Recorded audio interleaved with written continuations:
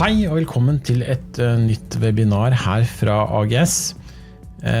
Mitt navn Alexander Renberg, og I dag skal vi snakke om dark web. Hva det for noe, og hva som finnes der, og hvordan det kan være en trussel mot deg og bedriften din, men også hvordan du kan beskytte deg mot sensitiv informasjon som lekket på dark web. Men før vi setter I gang så tar vi en liten runde om AGS, så du blir litt bedre kjent med oss. Det en del nye fjes her I dag, så det kan vi spandere et minutt på. AGS jo en bedrift som vi har holdt på I 40 år. Holder til I Oslo, Bergen og Vestfold. Vi cirka 40 ansatte og en sertifisert Microsoft-partner, en Microsoft Solution Partner. Vi medlem av en landsdekkende kjede som heter Mobit, og vi også sertifisert på andre leverandører som HP, Lenovo, Logitech, Cisco, Telenor og mange flere. Så litt tilbake til dagens tema, nemlig dark web. Det kanskje ikke alle som vet hva det for noe, og det skal vi finne ut litt mer av nå. Men først så skal vi gå gjennom disse sikkerhetsprinsippene til NSM, Nasjonal Sikkerhetsmyndighet, for de en veldig fin start på å orientere seg om sikkerhet. De 4 grunnprinsippene til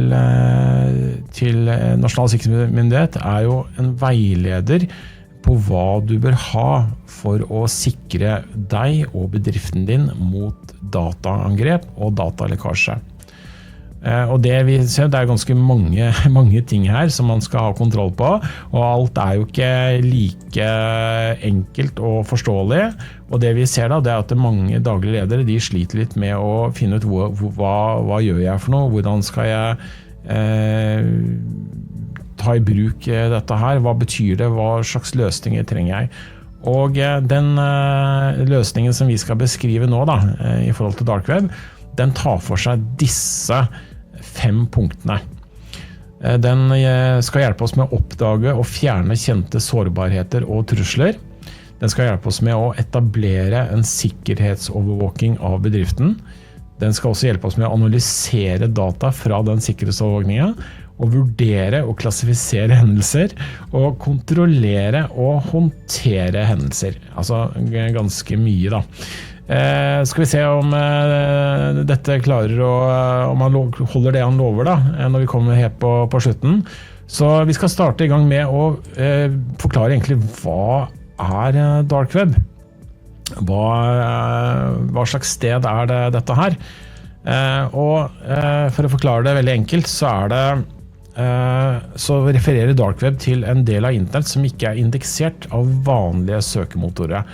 Og det derfor ikke enkelt den I hvert fall ikke enkelt tilgjengelig for vanlige nettlesere og brukere. Og den krever spesifikk programvare og oppsett for å få tilgang til informasjon som ligger på dark web, eller deep web som det også kalles. Dark web jo ofte assosiert med anonymitet, det vil si at de som opererer der, de ønsker jo ikke å være synlige med navn og adresse, så alt foregår anonymt. Det det som gjør det så attraktivt for kriminelle å bruke dark web. Og man bruker ofte spesielle nettlesere, som for eksempel Tor, for å gå på dark web, nettopp fordi at den skjuler IP-adresser, den skjuler sted der du surfer fra og sånne ting, sånn at du kan være helt anonym. Og hvis vi kikker litt på hva som på en måte foregår på dark web da, så det det handel med våpen, så dette en slags markedsplass, dette en slags finn.no for kriminelle. Det narkotikahandel, det type kriminelle handlinger som der, altså utpressing, Det kan være tyveri og forfalskninger og sånne ting. Men det vi skal kanskje kikke mest på i dag, det altså handel med informasjon. For det jo en stor del av dark web, det at man handler med informasjon om deg, altså brukernavn og passord. Og det ofte sånn at de som stjeler brukernavn og passordet, det ikke sikkert det de som bruker dette her videre. Denne informasjonen blir solgt videre til andre som faktisk benytter seg av det. Så noen samler inn disse dataene om deg og andre bedrifter, og så selger de det til andre som bruker det til noe, som ønsker å skade deg, eller som ønsker informasjon om deg. Hvis vi går litt videre nå, så jo det at det som litt skummelt med det her, det jo at dette ofte type datalekkasjer som du aldri merker. Når maskinen din hacket, så skjønner jo ikke du det selv. Det ikke noe du kan se på maskinen, det ikke noen tydelige tegn, at den kanskje jobber saktere eller sånne ting. Det ofte rett og slett det at den jobber som før, men bak så skjuler seg i det stille, så jobber hackeren med å ta informasjon om deg og bedriften og gi den type videre, eller selge den videre. Vi skal se litt på en annen ting, nemlig hvordan havner så informasjon om deg på dark web. Hva det som gjør at du lekker? Hva det som, hvilke sånn typiske ting det som du oppmerksom på? Ja, det første, det jo da datainnbrudd. Det at noen hacker seg inn i bedriftens systemer, sånn som for eksempel Microsoft 365, og tar ut type e-post. Ofte så har man i norske bedrifter tilgang til mange av bedriftens mapper og data og sånne ting. Og det betyr også at hackeren har tilgang til alle disse fellesmappene som den brukeren har tilgang til. Og derfor det ganske attraktivt da, å hacke daglig leder, fordi de har jo ofte tilgang til det meste. En annen kjent type grunn da, det da phishing, og det kanskje noe dere kjenner igjen, nemlig at man får e-post som later som de fra Posten, eller fra Telenor, eller kanskje fra også en kollega eller en kunde, med en lenke eller et vedlegg som de vil at du skal trykke på. Og når du gjør det, så gir du også tilgang til bedriftens systemer. Og det kan være veldig skummelt. Man opererer ofte med tall på at 2 av 10 trykker på en type sånn mail. Altså det ikke snakk om man trykker, men om når man trykker. Så det ganske høy prosentsjans for at det kommer til å skje. Så det viktig å beskytte seg mot den type ting. En annen type grunn da, det at man har ikke oppdatert programmene sine. Man har ikke oppdatert Windows eller de andre programmene man bruker i bedriften. De da fulle av sikkerhetshull som kan utnyttes av hackeren. Og dette skjer veldig ofte. Dette en av de store grunnene til at man blir hacket, at man kjører på gammel software, og at brukerne ikke har helt tid til å oppdatere PC-en sin og sånne ting. Og det kan man jo skjønne i en ganske travel hverdag, at det sånn. Og da det ofte at man trenger å bruke systemer som automatisk oppdaterer programmene hos deg. En annen ting vi kan kikke videre på, det det som kalles for tredjepartsbrudd. Og hva nå det? Jo, det når din leverandør, for eksempel, ikke har systemene sine i orden og blir hacket, og så har de da informasjon om deg. Om det kan være, det tegninger, dokumenter, informasjon om personer eller forretningssensitiv informasjon, så vil nå hackeren også ha tilgang til ting om deg.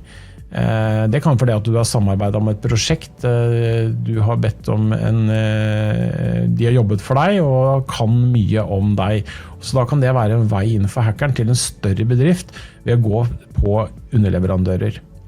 Så har du type interne trusler der det er ansatte som selger informasjonen. Ja, det skjer det også. Det er vanskelig å stoppe og oppdage kanskje. Og så har du type menneskelige feil, da. At vi kan alle gjøre feil, vi kan kanskje røpe passord på telefon fordi vi tror det er noen som ringer fra supporten som trenger det, for eksempel. Eller vi kan klikke på ting, eller sende av gårde ting på e-post som vi kanskje ikke burde gjøre, uten at vi helt tenker over det. Så hvordan er det du egentlig da skal beskytte deg mot alle disse truslene? Ja, det er noen ting du kan gjøre da, for å gi deg noen enkle tips før vi går videre på denne dark web-monitoreringen. Kanskje en av de enkleste tingene du kan gjøre, det er å aktivere tofaktorautentisering på systemene dine. Tofaktorautentisering, den stopper 99% av alle hackerangrep. For selv om brukeren da kjenner brukernavnet og passordet ditt, så trenger han denne koden som du taster inn via telefonen eller denne godkjenningen for å faktisk komme inn. Så det er en kjempebra måte å beskytte seg på. Og der har AGS pakker som vi kan hjelpe deg med å sette opp så du får dette her på alle brukerne dine.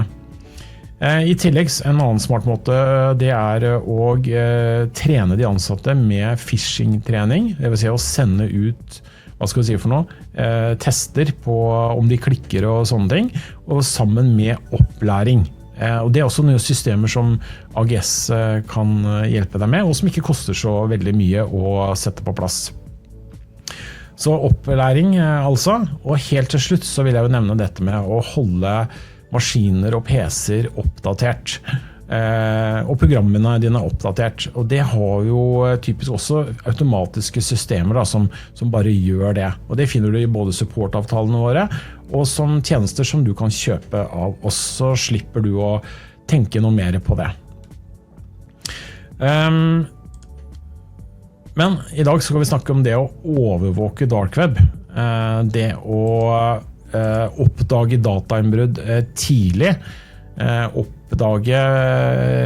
oppdage informasjon som ligger allerede på dark web om deg. Og det kan være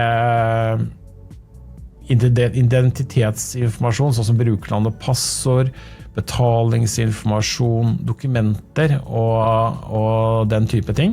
Alt som du på en måte absolutt ikke ønsker skal ligge åpent tilgjengelig for alle å vite. Og grunnen til at vi overvåker dark web, det er jo at vi ønsker å oppdage datainnbrudd tidlig, så ikke vi blir som han vi så i sted, som går og henter seg kaffekopp, og så sitter alle hackerne og er inne på maskinen hans og kan se informasjonen. Vi ønsker å beskytte dine kunders data, altså dine kunder skal ikke oppleve at du blir hacket og så lekker det informasjon om dem, for det er ganske kjedelig posisjon for deg å havne i. Vi ønsker å overvåke dark web for å hindre identitetstyveri, at noen kan bruke den informasjonen til identitetstyveri, og generelt beskytte sensitiv informasjon om deg på dark web.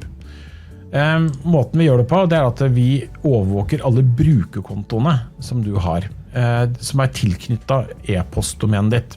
Så for eksempel hos AGS da, så vil jo alle da e-postadresser som er tilknyttet AGS, de overvåker vi og ser om det er noe som dukker opp der ute på dark web som handler om de. Vi skanner da dark web kontinuerlig, altså 24/7. Så fort vi finner et brukernavn og passord som er på avveie, så kan vi sette i gang tiltak som stopper det. Det kan være at vi bytter passord eller fryser kontoen og sånne ting.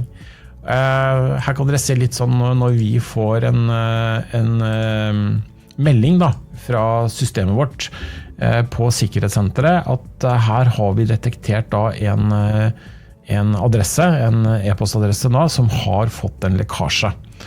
Og da kan vi gå inn og se hva det gjelder. Det et passord? Det andre ting som lekket på denne brukeren? Og den informasjonen går da til sikkerhetssenteret vårt. Vi har jo da et eget sikkerhetssenter som bemannet med folk som tar tak i denne informasjonen og gjør noe med det. Så hva gjør vi da? Jo, vi kan se litt nærmere på det. Når sensitiv informasjon om bruker-ID eller passord for brukerkonto blir funnet på dark web, så vil vi varsle deg om det. Da vil vi alltid ta tak i deg og si fra at nå har vi en bruker her som komprimentert. Og da det viktig for oss å sjekke den ut med deg om dette faktisk stemmer. For det kan også være sånn at det en bruker som har sluttet for lenge siden, og det passordet hans vi har avdekket. Så det veldig greit at vi sjekker ut med deg først om dette reelt eller ikke. For noen ganger så det faktisk gammel informasjon, så det viktig at dette passordet da noe som faktisk i bruk, og som kanskje også brukes på flere tjenester. Det jo da ekstra skummelt, så det viktig at vi sjekker det ut med deg, og at vi sjekker det ut med brukeren som det faktisk gjelder. Så hva gjør vi da når vi har funnet ut at dette et passord som reelt og som lekket? Da det enkleste vi kan gjøre å bytte passord på brukeren, eventuelt legge til tofaktorautentisering dersom det mangler, eller for å stoppe at dette skjer flere ganger. Og vi kan også deaktivere eller fryse kontoen dersom brukeren ikke lenger aktiv, eller hvis det en hastesak der vi ønsker å stoppe tilgangen så fort som mulig. Hvis vi ser på litt hvor vi skanner den, så det løsningen da, den skanner jo da i skjulte chatrom, uindekserte nettsider, private nettsteder, P2P-nettverk, IRC-kanaler, sosiale medieplattformer, nettsteder for svartebørs og 640 000 botnett. Ja, den skanner stort sett det meste for å finne informasjon som lekket om deg, og som tilhører deg. Det vi også gjør, at vi sender ut en rapport til deg hver måned, der du får oversikt over hvilke kontoer og hva slags informasjon som lekket. Og jeg tenkte at dere skulle få se litt nærmere på hvordan en sånn type rapport kan se ut.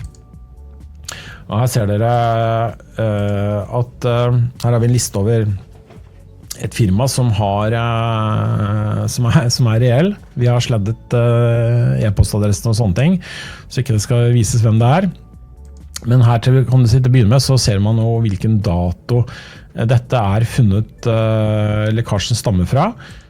Vi ser da type e-postadressen til brukeren, og så ser vi da også passordet til brukeren. Og her det viktig også å se at her ligger det jo en del sånne type stjernetegn, så man kan ikke se hele passordet, men det bare for at det skal skjules for min del.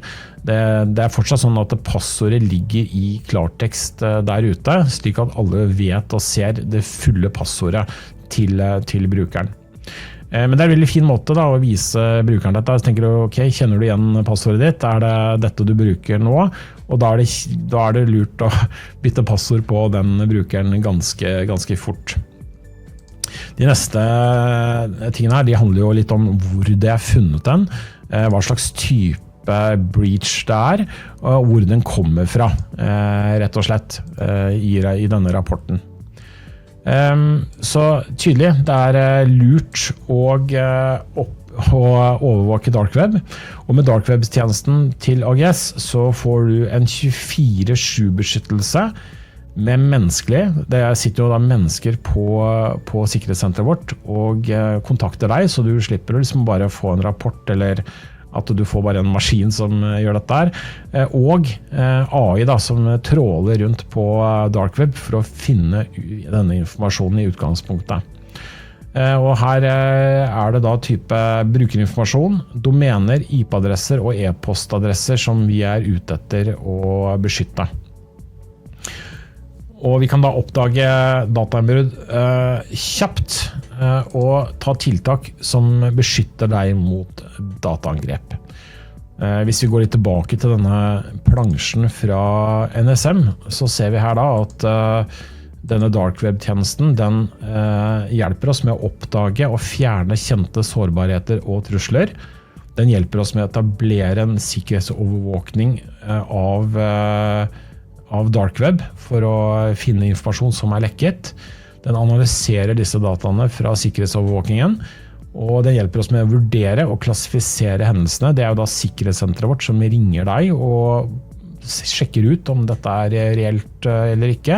Og så har du da også en kontroll og håndtering av hendelsen i etterkant ved at vi eventuelt skifter passord, fryser konto og den type ting. Da lurer du sikkert på hvor mye dette koster, og det skal du få se nå. Prisen på denne dark web-monitoreringen 390 kroner. Og for det så får du da en kontinuerlig scan og søk. Du får månedlig rapport av oss. Vi varsler deg når vi finner lekkasjer, og du får anbefalt tiltak mot lekkasjene. Altså vi hjelper deg da å fikse dette her på brukerkontoene, bytte passord og den type ting når uhellet ute. Så den dekker jo da alle kontoer, så den spiller ikke noen rolle om du har 10 eller 50 eller 100 kontoer. Prisen den samme. Den gjelder da per domene eller IP-adresse. Hvis du synes dette interessant, så ta deg en titt på hjemmesiden vår. Her vil du få mye mer informasjon om denne tjenesten. Hva hva det innebærer og hva du trenger for å få den. Det ikke noe etablering på den, så den kjapp å sette opp og enkel å komme i gang med. Hvis du har spørsmål om tjenesten, så det bare å ta kontakt med meg. Du kan bruke chatboten vår AI-chatboten vår på nettsiden vår hvis du har flere spørsmål om denne tjenesten. Eller så det bare da å ta kontakt med meg eller salgsteamet vårt på nettsiden vår, så skal vi svare på alle spørsmål. Og send gjerne en e-post også hvis du vil det. Da vi til veis ende i webinaret vårt i dag, så jeg vil bare takke for at du så på, og så ses vi i et annet webinar. Ha det bra.